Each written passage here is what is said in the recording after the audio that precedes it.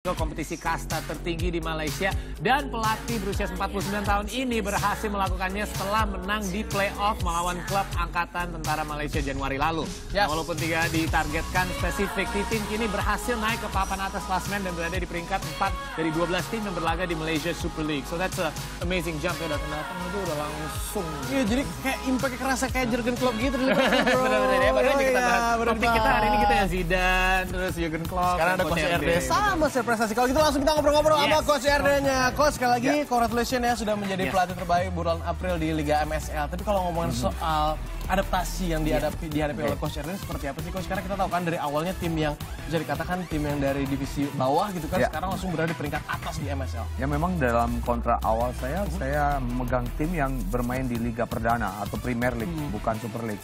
Lalu tiba-tiba ada satu tim yang mengundurkan diri, yaitu Lion 12. Kemudian dicari nih siapa penggantinya. Kebetulan kita di ranking 3 dan kemudian ada satu tim dari Super League yang dia harusnya degradasi, dia diberi kesempatan untuk playoff dengan kita. Kita menang, kemudian dengan kondisi pemain yang sudah kita siapkan untuk bermain di Liga Perdana, bukan untuk Super League. Dan ya, tentu kita tahu bahwa kualitas pemain-pemain kita sebetulnya disiapkan untuk Liga Perdana.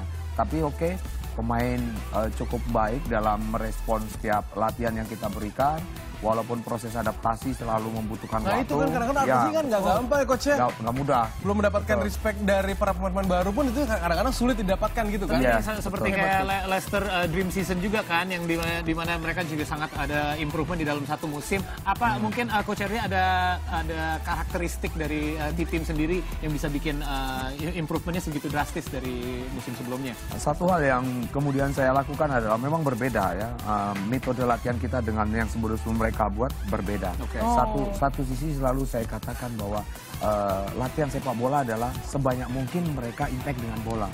Jadi itu yang kemudian mungkin memotivasi mereka untuk latihan fisik pun kita lakukan menggunakan bola sehingga tidak terasa bahwa mereka sudah melakukan satu bentuk latihan yang cukup keras. Dan ini yang kemudian tanpa disadari pelan-pelan mulai menaikkan level teknik mereka. Tanpa mereka sadar pun ya. Tanpa mereka sadar. Level permainan meningkat, target pun meningkat gitu Coach ya. Ya kebetulan permainan kita sudah jauh sekali dibandingkan dengan di awal-awal kompetisi yang sempat kita terseok-seok ya. Karena memang kita dihadapkan pada satu persoalan ketika tiba-tiba dua pemain cedera.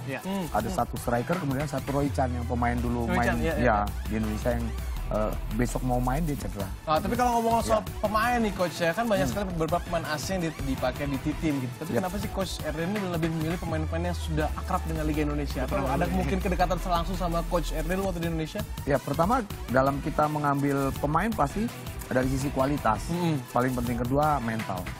Kita melihat bagaimana saya juga mengenal Konate, mengenal Maiga, mengenal Roy Chan. Tentu akan memudahkan saya untuk nantinya membuat atau membangun sebuah tim. Sinerginya udah bagus ya Coach? Iya, karena paling tidak sebelum kita merubah satu filosofi permainan di dalam sebuah tim yang akan kita bangun, paling tidak akan sangat terbantu kalau ada pemain-pemain yang sudah sangat mengenal atau mengetahui apa yang biasa kita lakukan. Jadi itulah tujuan saya, kemudian kenapa saya manggil pemain-pemain ini untuk bergabung dengan saya. Nah dengan kesempatan untuk manggil pemain asing yang udah pernah bermain bersama juga di Indonesia, apa ada kemungkinan karena belum ada yang ditarik dari pemain Indonesianya sendiri? Apa bisa menggunakan hak prerogatif tuh Coach? Yes. Sebetulnya sih kemarin udah. Gitu. Kita udah komunikasi nih sama satu pemain itu dan sudah deal. Bahkan kita sudah siapkan. Siapa tuh? Untuk dia berangkat. Tapi last minute dia punya kantor ya. Keberatan alasannya. Kemudian kita terpaksa kita ganti. Kira delay flightnya. Yang pasti kita sudah beri kesempatan. Udah kita kasih kesempatan. Tapi mungkin kedepannya juga akan ada ya. Saya harap. Tapi secara penerapan taktikal juga dan juga di metode latihan dan lain-lain gitu Coach. Orang-orang asli sana itu ada perubahan culture nggak sih sama orang Indonesia? Ada ya perbedaannya karena memang karakteristik kan beda-beda. Karena di Indonesia aja orang-orang di sana di Papua, di Jawa, di kan beda-beda tuh Coach. Ada perbedaan ya, terutama memang kebiasaan pemain-pemain di sana memang mereka kalau berlatih lebih kepada tactical ya, lebih ke tactical. Maka mereka reading the game-nya lumayan. Tapi kalau kita bicara talenta ya, jauh. Pemain-pemain kita Jauh lebih bagus ya. Alesannya, wah. Aduh, Iya. saya mau cuma sekarang baru untung udah mulai nih kompetisinya. Kan tapi sebenarnya ada ya yang pemain Indonesia tapi mantan pemain timnas yang udah ditarik ke sana tapi sebagai pelatihnya kiper ya sekarang di tim. Betul. Ya itu gimana tuh hubungannya dan so far adaptasinya karena baru aja kan. Ya kebetulan ketika saya mendapatkan kesempatan untuk memakai tenaga pelatih lain untuk membantu saya, itu saya maksimalkan. Kenapa nggak tenaga-tenaga Indonesia saya bawa aja ke sana? Kebetulan 4 staf pelatih semuanya Indonesia. Ya, saya ambil coach Satya Bagja, coach Rasiman yang membantu saya sekaligus membuat statistik dan analisa pertandingan. Lalu juga kemudian ada coach Kurnia Sandi, spesialis penjaga gawang yang dia pemain hebat dulu, sekarang juga. Dan perkembangannya cukup signifikan. Mereka mulai merespon pola latihan yang dibuat, kemudian juga peningkatan kualitas penjaga gawang kita juga terlihat. Artinya nggak sia-sia lah. Nggak sia-sia. Coach, by the way nih Coach, di Malaysia juga kan ada Andik di sana kan? Betul. Hubungan Coach sama Andik dengan beberapa pemain Indonesia yang lagi berlaga di Malaysia seperti apa Coach? Ya Sering sama ngobrol dengan hubungan saya dengan pemain-pemain yang dulu pernah kerja sama saya, wajar saya sering main WhatsApp, main SMS atau kadang main telepon ya. Bahkan terakhir kemarin Andik dia mau antar saya dari hotel ke airport. Saya bilang, nanti kamu baru capek.